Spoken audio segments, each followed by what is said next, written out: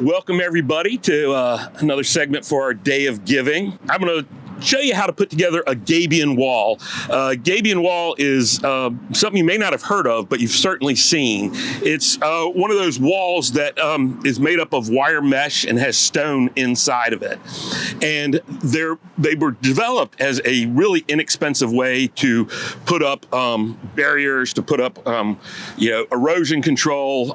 There's one by my house that's big 4x4 squares that are angling up a hill and keeping it from falling into the road. And you can hardly see it now because so many plants have grown over it and in it and through it.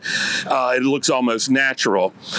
But that's how they were developed, but they've kind of moved into some really high-end ways to put in walls, low walls, tall walls. I made a bench at my house like that. I've seen sculptural elements. So it really can be used in a lot of ways, but it's super inexpensive and easy to do on your own. You don't need many things. Tools you might need, well, to get started, a flat shovel, because you're going to want a flat surface to do your thing. So you'll have to scoop out, unless you're like me and you have a piece of equipment that can scoop a nice level spot. You might need to tamp it down, have something heavy that you could just, you want a solid base, so you can do that. After that, a couple of tools you might want. A level is always good because you don't have to be perfectly level with these. These are a little more rustic, but you don't want them to be too wonky or else they, kind of don't look great. So you want to do that. You may need wire snips, bolt cutters, pliers. Those are all pieces you might need. In terms of building the actual materials for the Gabion, we're going to show you how to do it with a kit, but I'll also explain how you could do it without the kit. It's easy either way. So you either need a kit or you're going to need some kind of wire fencing. This is really too light of a material and probably a smaller hole size than you would want. I didn't bring something that's a little sturdier that you could use. My bench at home, I made with some old metal shelving that I used to have in the garage that I was getting rid of. And I just took that and took the long pieces. That's the length of my bench. And on the sides, I took my bolt cutters and cut the right size on there. And it works perfect. It works great. And probably some relatively heavy gauge wire as well if you're building your own. Now, I brought this light stuff because I am going to use it. I'm going to show you a little way you can modify the kit to make it a little more user friendly. Maybe most important, because you're working with all this wire and everything, is to have a good pair of gloves. Now, you might want some leather gloves because the wired things will go through these, but these are my favorite type of gardening gloves, so this is what I usually use. These are brand new pairs because all my other pairs, the fingertips are all worn through because I'm always using them to pull weeds and to dig to plant, because if you have good soil, you can plant plants with your hands. So first thing you want to do is dig out, get a nice level surface. This and actually filling your Gabion is going to be the hardest parts. So we got this nice and leveled out. One of the beauties of a Gabion wall is that you don't need, unless you have a soil that's really kind of mucky or loose, you don't need to do a foundation like you would with another wall, which is great because that's just digging deeper and then filling it back up with stone. You feel like you're in the RV, dig a hole, fill it in.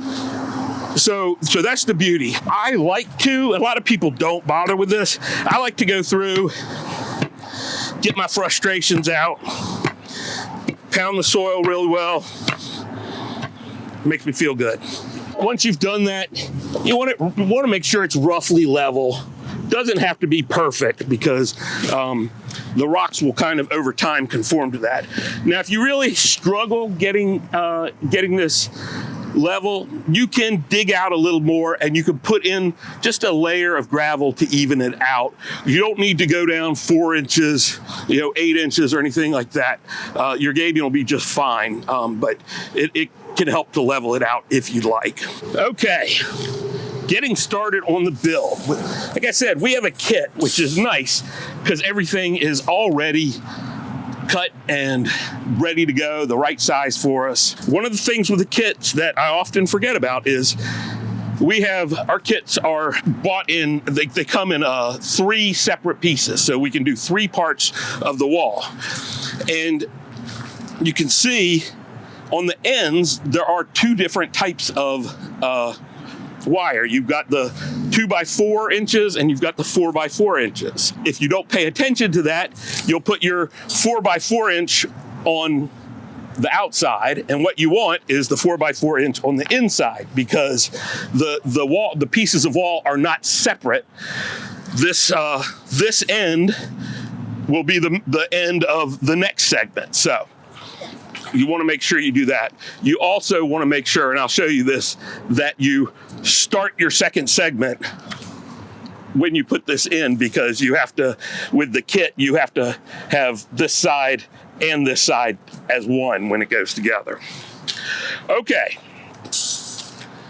Other thing, the wires, the way they're welded, you can have the verticals or the horizontals in front. And I like the verticals on the outside. So you want to make sure all your pieces have the verticals on the outside. So easy to put these together. These kits come with these little things. You can buy them separately if you want.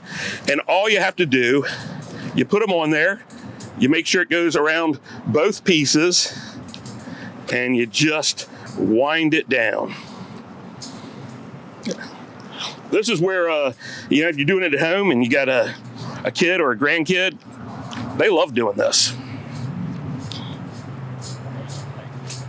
And it just snakes all the way to the ground.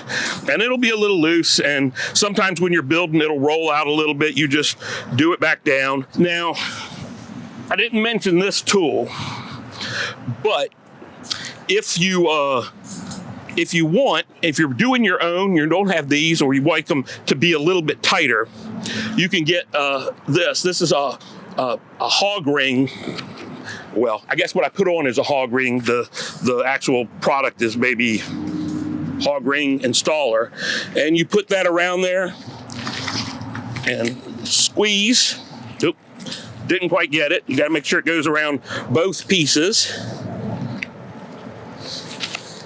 Squeeze it, and you get this little ring that's around there. You do several of those down along there. Takes a little more time, a little more effort, but you see, even that will give you a little bit of play in it. But we've got the kit, so why am I gonna argue with that? So let's go ahead and do another piece of this. We're gonna do a short piece. Again, making sure the verticals are outside. Get it lined up. Snake this guy through. Oop. Gets a little bit harder if you're holding it by yourself.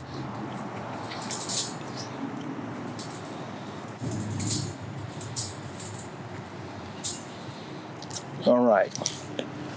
Now I'm going to take a long one and go all the way down. Get that guy going. You really want to make sure you get those 2 together right at the beginning. I have seen people who will take the ends, they'll take the far end and straighten it out a little bit, pull it so it's straight, and then put it in a drill and go through, and it'll zip it closed in a couple seconds. You got to make sure it doesn't just go in between them and not grab them both. But if it does, you can just reverse that drill and no problem taking it right out. But I don't know that it saves that much time if you straighten out all these ends, since it goes through pretty darn easily. Okay. Look at that. It's already looking like starting to look like a wall here. So we'll go ahead and get this front side on. Now you notice I'm not messing with this end yet. I wanna wait until we're ready to put on the second part. You can do this while it's still upside down. It would just be awkward for us filming it. This way it's just awkward for me putting it together.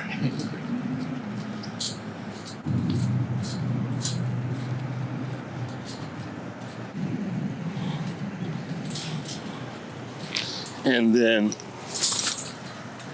we'll zip one real quick down here, and we'll have basically most of a box. Now, before you start filling it, you would want to get this other side in. And so that will involve putting up this side, putting it there, putting another thing on the bottom, sides, and zipping it all together. So I'll show you a little bit what we mean here. So again, checking to make sure my verticals are on the outside. Put this here. Take one of my short zips, and again, from the outside, and this is where it can get a little tight trying to get everything together. You sometimes have to do a little more forcing. If it gets really bad, this is where your pliers come in. And again, if you forget to do this and you get a little bit farther and you think, oh shoot, all it takes is zipping it back out and doing it again.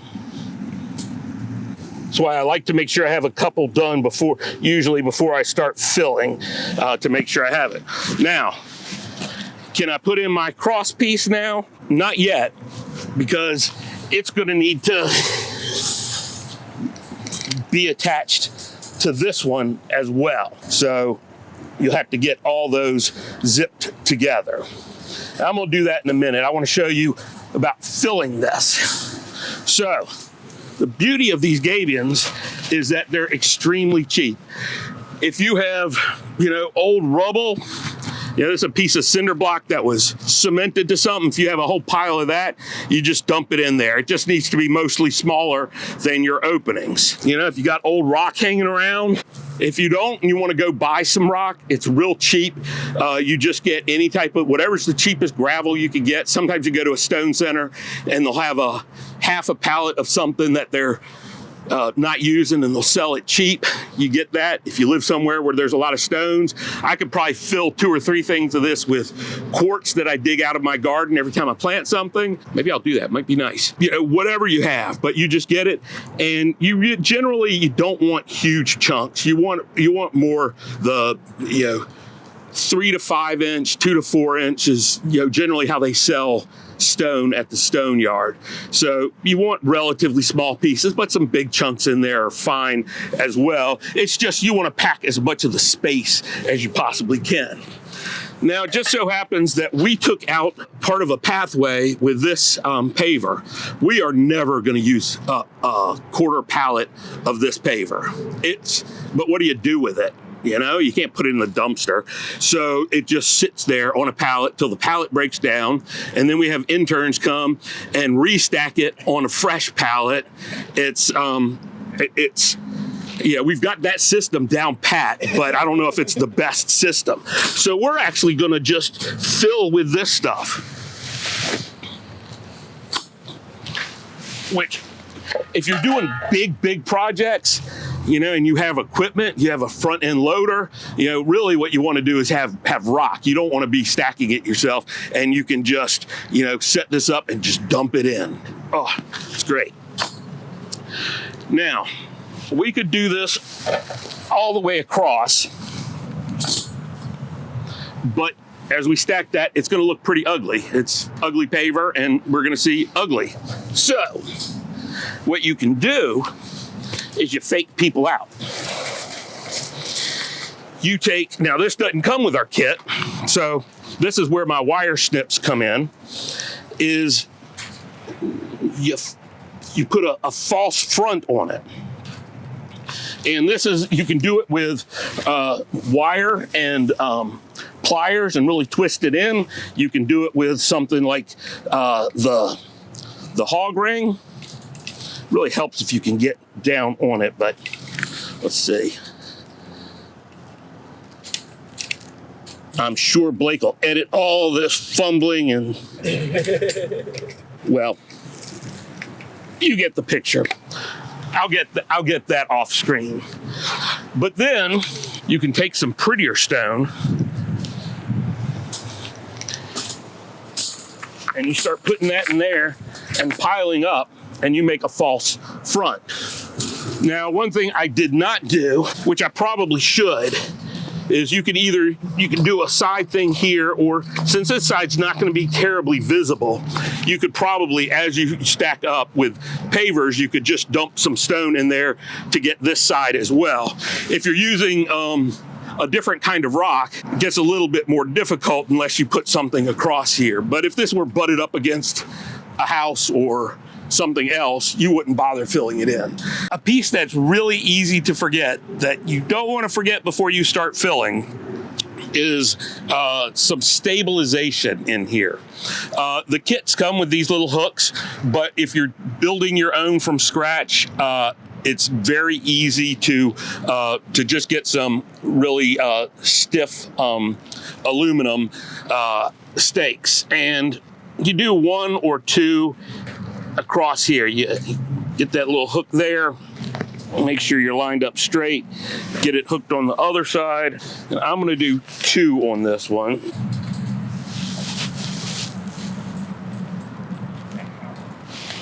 And that, as you fill it up, that'll keep your sides from bulging out too far. If you're building your own, if they're thicker, sometimes you want to do some wire crossways on there. If you're filling with stone and things, you can do one on the bottom and go up. If you're worried about the sides bulging out, you can kind of do an angle, or you can go all the way across. That's generally not a problem if these are shorter, but the smaller gauge your Gabion cage is, the more you want to support it across the way. If these feel loose or anything, they'll get better as you fill up the Gabion.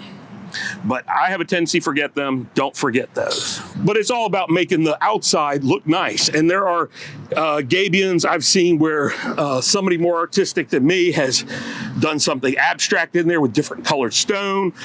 You can put down, flat stone, like paving stone, and make it look like more of a stone wall. Really the sky's the limit. I was in Japan recently for a conference, and there was a Gabion wall that was kind of separated an outside seating area from the sidewalk, and it was all big glass slag, like you get left over from slag. So it's big, and it was kind of bluish and white, greenish and clearish, and the sun shining on it was amazing. I feel like at night they had some lights in there or behind it, and it kind of glowed a little bit, but I can't remember if I thought that's what they should do or what.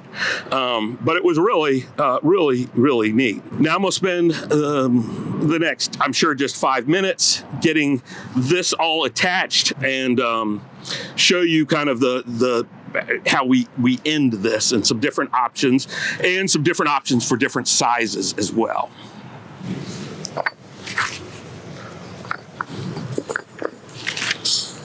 Kind of keep an eye as you're doing it. If you see big open spaces, try and... Yeah, you sort of have to level it as you go up. Yeah.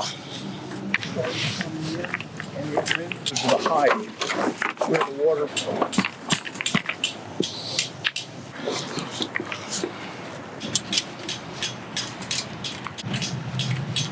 Just lean it back if you want, but amazing.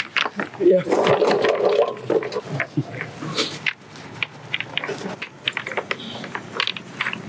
It's in all by itself.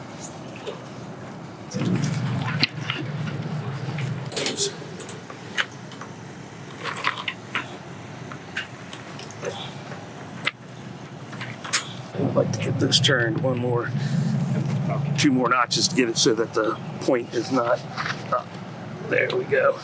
Perfect. Worked out on this end too. All right, see, we've got this filled up. As you get to the end, you have to do some real massaging on there to get the stones just right, not get them too high, not have big gaps in it. And then you get this. Now, gotta say, unfortunately, the magic has been destroyed, because you've probably seen that I did not do this by myself. It is much easier to have one or two people giving you a hand with it. It makes it more fun, and it makes it go a lot quicker. I always forget something when I do these. When you do your cross in front to keep the stone from be able to have your stone up there, cut it shorter than your height. Cut it up just up to where you want to do your backfill. That way you don't see it. We've got a couple little pieces poking out here, and we'll probably try and find some stone to put over those eventually. But another thing that can be helpful, you can see we've got a bulge over here. We're not going to be able to twist one of these wires through there when we put the other top on. So we either have to pull some stone out and go again, or we don't have to worry about it too much from a structural standpoint, or at all, because we'll be filling this in. But we will get a gap here that we don't really want. So we'll probably take some of our come a little bit over, because we want this to be a solid top. It would be okay if we found some flat rocks and put them under here and did the other top one there, but ideally we get it so it's pretty smooth. This is a great little wall. This is about 24 inches tall. You can actually stack these. You don't want to go too high though, unless you go wider. You can do 3x3 base or 3x4 or 6, a little bit wider than this, and then go up with a narrower one a little bit.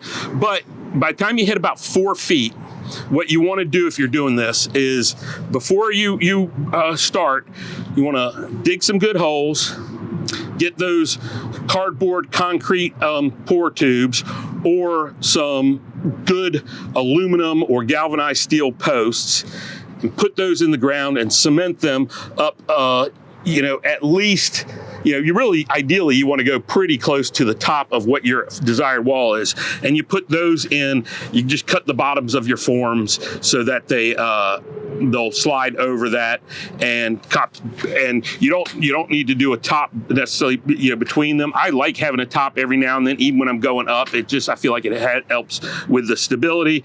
But if you do some good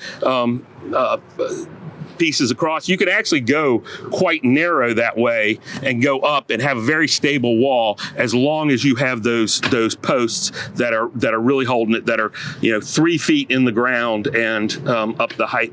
So you can do that. But there's all kinds of things you can do. So my bench at home was basically this, with a piece of beautiful cut granite on there, and actually a granite back that it's built into kind of a garden mound, so it's got the back on there. Honestly, it's not the most comfortable thing to sit on. The back's a little awkward. I could probably do the back more straight up if I really tried, but it looks good in the garden, and I'm not sitting in the garden. I'm gardening, so I don't worry about it too much. There are kits you can get or you could make that are this size or a little bit wider, where there's actually, you get the heavy wire on the insides like this and no top, and it basically makes a little planter in there. I'm always looking at where can I grow plants, and so I have taken mine, and every time I have a little bit of extra compost, or I've planted a new plant, but some of that potting soil is still in the bottom of the pot, I'll take that and I'll just dump it on the top. I'll pull up the granite, I'll dump it on the top, and just let it sit there, and kind of rain will push it through, and I keep doing that. Now, most people want to keep theirs pristine because they want to see the beautiful stone and whatever, but I'm building up some soil that's going all the way down to the bottom, and I've already started on kind of some of the sides that my mounds come down, like kind of planting in there with some things like little creeping ferns, and actually some little orchids and hardy gesneriads, and some of them take and some of them don't, but they look fantastic.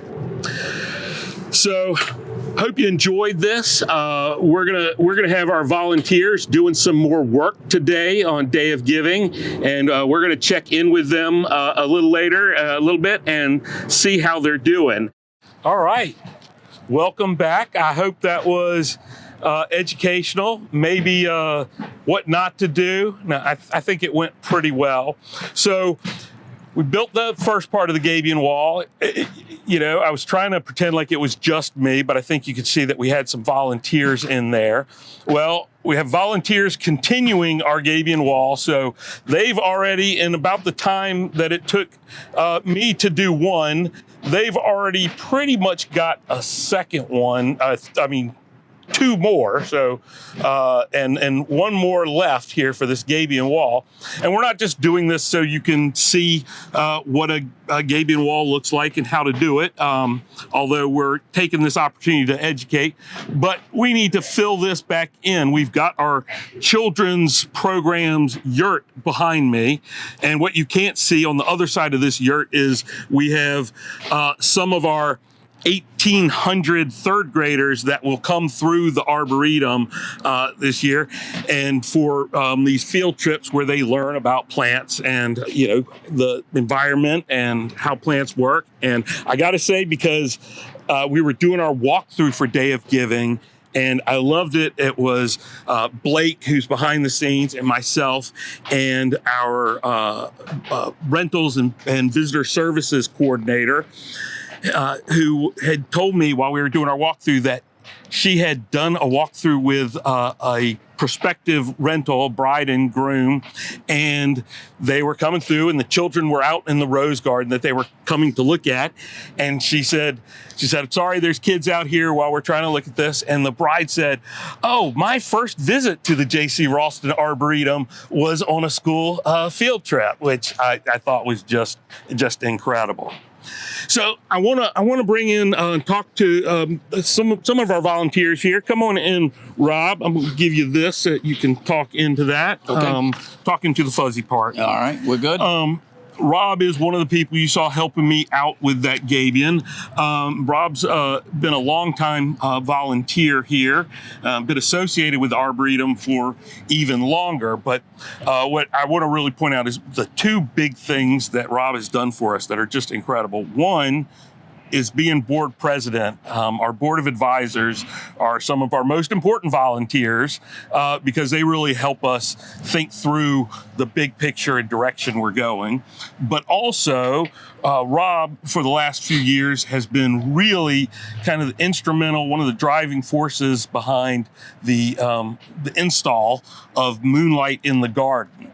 We work with Southern Lights of Raleigh, but Rob is really the coordinates between the two, and they lay out miles of wire, get everything set up for that. So, Rob, just briefly, how did you get to be associated with the Arboretum in the first place? And then when did you really get into the volunteering piece of it? Oh, you've heard this story before, Mark. I was lucky enough when I was an undergraduate student to have crossed paths with a guy named J.C. Raulston, and for several semesters, we had coffee every morning together. J.C. tried to talk me into a horticulture major. I should have listened to him better. It would have been a wonderful route to go. But then skip forward several years, I was ready to do my first retirement from the mental health field, and actually drove by the Arboretum one day and thought, I need to go in there. I knew that guy, and came in. I got a chance to talk to Cindy Cromwell about volunteering, and very quickly decided that the least I owed JC was some volunteer time. It started off at an hour a week. As you know, it's gone to way more than an hour a week, but I've loved it. It's a wonderful place to work as a volunteer, regardless of the level that you want to get involved at. If you want to you work an hour a week, the JC Raulston Arboretum can use your time and your effort. If you want to build Gabion walls, we can put you to work, and we can find things in construction and work that you can do with us. So it's a super place to be. And I've loved every minute of it. Well, one of the things I loved about what you just said was this community, another volunteer, really pushed the volunteer experience on you. And we find that all the time. We find our volunteers promote volunteerism. The members promote membership. It just really, we almost don't have to do it because there's so much word of mouth. I want to bring in a couple more volunteers. We got Kerry MacPherson. Ken, come on in. Come on in. Ken's got a handful of rocks over there. Ken Powell and Kerry here. They are part of our construction crew, which doesn't always include Gabion walls. But tell me a little bit about what some of the projects the construction crew has done. Well, here you go. You got to. We built the compost bin that's right over here last week. We did a lot of painting. Necessary gets painted. I do wiring with the Moonlight Undergarden, and we also do construction on roofs and things that need to be repaired. Infrastructure type stuff. And we replaced the wall, and we added a section of wall and replaced the roof on the wall for the Japanese garden as well. And which tended to be a bigger undertaking than we initially anticipated, which is good. Yeah, one of our signature features of the Arboretum is our necessary, our bathroom in the middle of the garden, and that was painting. That was quite a feat, I think. That was quite a challenge. We had several different colors, so we had to go back over it 2 or 3 times to touch up where we might have missed and got on other paint. So it was a lot of fun, though. And I love it. You got the bench up there painted to match. That was a surprise when I came out there. I loved it. It's a lot of fun. We did not ask you to do the roof on the necessary. That would have been unnecessary. But that just shows you kind of just a little part of what we do. You know, our events, we have volunteers for some of our events, like during Moonlight in the Garden, which y'all help with the wiring with Rob. But during the event, we have some one-time volunteers who come out and volunteer just for that event and serve the free cider and marshmallows. We have volunteers who work in our visitor center and our education center and greet people and help answer phones. We have people who stuff envelopes. Really, it's just this, everything we do.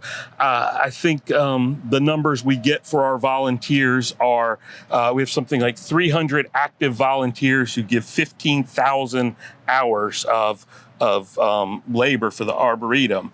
And, you know, if you're not used to thinking this way like I am, 2,080 hours is a full-time employee. So 15,000 hours is literally 7.5 full-time staff employees that we have, which is really pretty amazing when you think about that. And they help education. I was talking about all the school tours going on today. We need volunteers who help with that. Can't get through 1,800 volunteers with the small staff that we have. So really want to do that. If we bring Lynne and Trish in, we're going to bring in a couple more of our volunteers. Come on over. Come on over. Want to chat with y'all. So Trish and Lynne volunteer with us. They're out in the garden. And that's really one of the main places that we have volunteers out in the garden. Our biggest group of volunteers regular. So maybe tell us where y'all volunteer. What are some of the things that y'all do? Well, I'm here only on Tuesdays. From Tuesday morning, the Tuesday Rovers do just about everything in the garden. A lot of weeding, mulching, planting, labeling, moving plants. And then in the afternoon, Lynne and I work in the entrance garden, trying to make it pretty for all the people who come to visit. Like, there should be a lot of people this week when the weather is just absolutely gorgeous. We plant the trial beds so that when people come and go to the back part of the garden, it's just absolutely a display of color. So just about anything you can imagine in the garden, we do. So I became a volunteer when I retired because I promised myself that was going to be my volunteer job, is to volunteer here. And I started out on Trish's team. It was Tuesday afternoons in August. And I thought, this might not have been my best choice ever. But gradually I added in to Tuesday morning. I work with the rovers. The best part about working with the rovers is we get to work all over the entire garden over the course of time.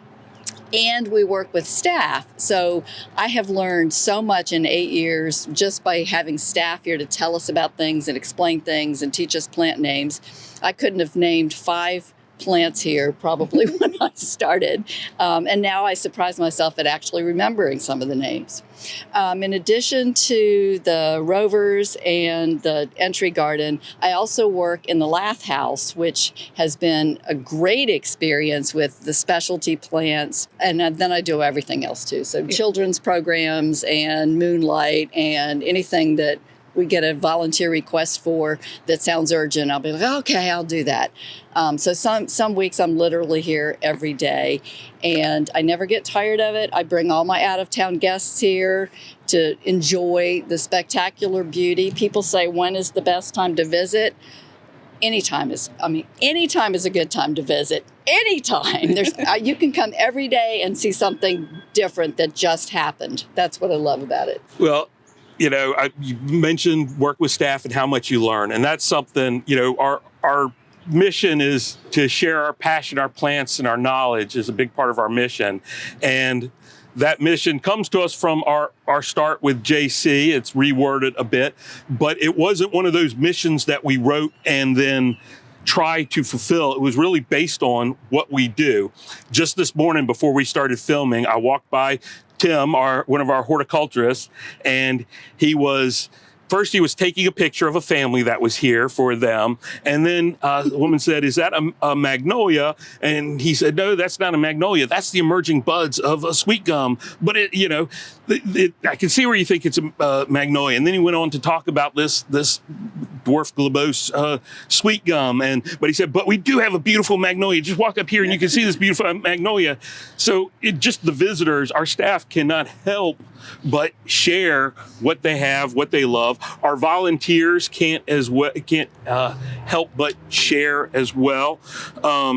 It's just amazing. As somebody mentioned, our volunteers rock, sometimes literally, sometimes figuratively, but they're out here moving rocks and bricks and things like that to help us out. So thank y'all. Thank you, volunteers. Thank all the volunteers at home that are watching that aren't here building walls today. Thanks to the volunteers out leading the third graders. That's scary. They can do the hard work. The third graders are scary. So thank you, everybody.